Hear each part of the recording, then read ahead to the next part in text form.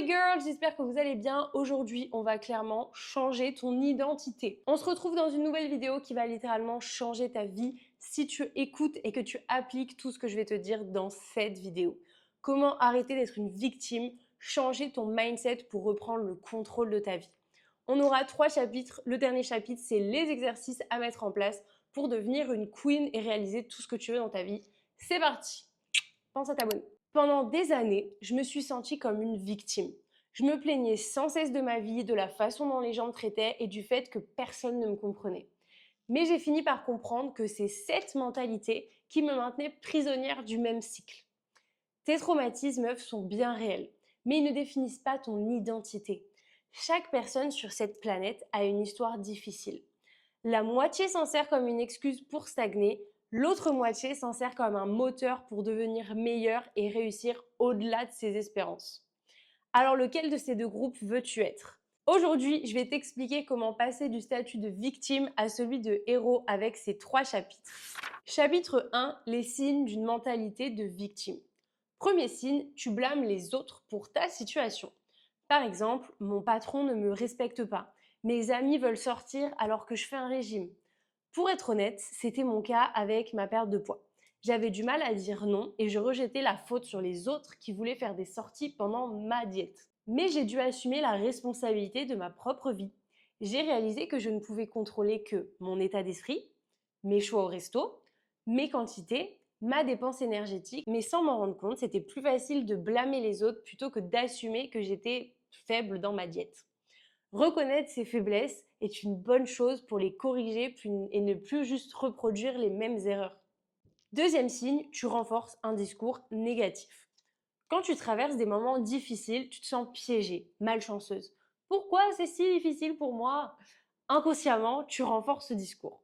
Et t'en fais ton identité et tu attires les mêmes situations encore et encore. À l'inverse, si tu t'obliges à voir le positif, tu changes d'état d'esprit.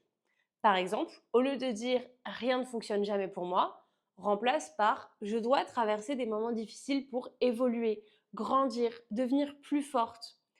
Je ne pourrai jamais devenir la meilleure version de moi-même si je ne surmonte pas ces défis. Chapitre 2. Les changements de mentalité qui vont être nécessaires. Le premier changement abandonne le pourquoi.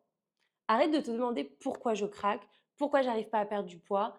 Si tu cherches constamment la signification de tes problèmes, tu restes bloqué. Le changement consiste à te demander et après? Quelle est la prochaine étape? Est-ce que c'est en m'entourant de personnes différentes, en changeant d'état d'esprit, en commençant un sport qui me plaît?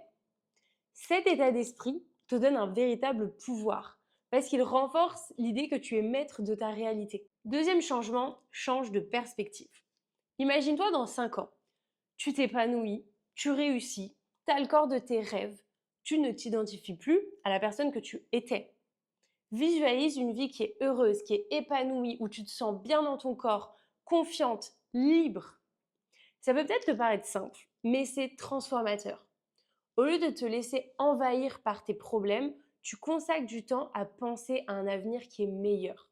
Troisième changement, prends tes fucking responsabilités. Si tu n'es pas là où tu veux en être, c'est parce que tu annules tes séances de sport, parce que tu grignotes, parce que tu te lèves en retard. Même par exemple avec ton ex toxique, au lieu de te dire il aurait pas dû me traiter ainsi, alors oui, personne n'aurait dû te traiter comme ça, mais tu peux aussi te dire que tu as ta part de responsabilité parce que tu n'as pas fixé les bonnes limites aussi dès le début. Cette prise de responsabilité te donne le contrôle et le pouvoir sur ta life. Ton moi supérieur, il pense que tu avais besoin de cette expérience, qu'elle t'apprend quelque chose qui te permettra d'avancer, plutôt que de culpabiliser et de rester dans cette boucle de j'ai pas le contrôle, donc c'est pas de ma faute, donc je ne peux rien y faire. Au contraire, si tu penses et t'es persuadé que toute ta vie ne dépend que de toi et que tout ce que tu veux avoir ne dépend que de toi, eh bien let's go, fonce, va le chercher, donne-toi les moyens d'y réussir. Vaut mieux que ce soit entre tes mains que dans les mains de on ne sait pas qui. Chapitre 3, les exercices du coup pratiques. L'exercice du coup numéro 1, ça va être de pratiquer l'action opposée.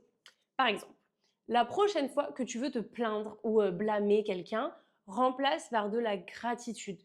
Rappelle-toi que cette situation t'apprend quelque chose.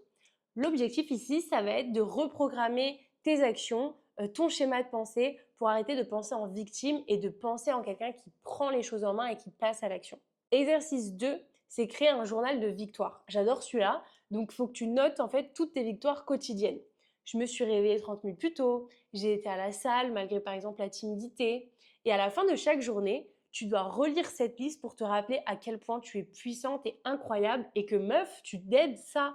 Focalise-toi seulement sur toutes les choses que tu t'aides parce qu'il y en a plein dans ta journée.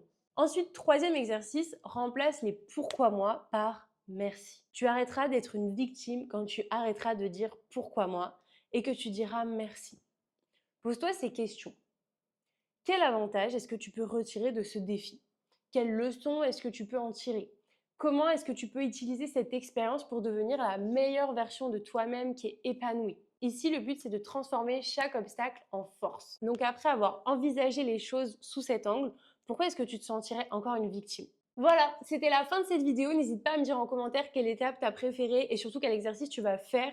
Et n'hésite pas à me suivre sur Instagram et YouTube si ce n'est pas déjà fait pour des conseils quotidiens. On se retrouve dimanche pour la prochaine vidéo. Bisous girls!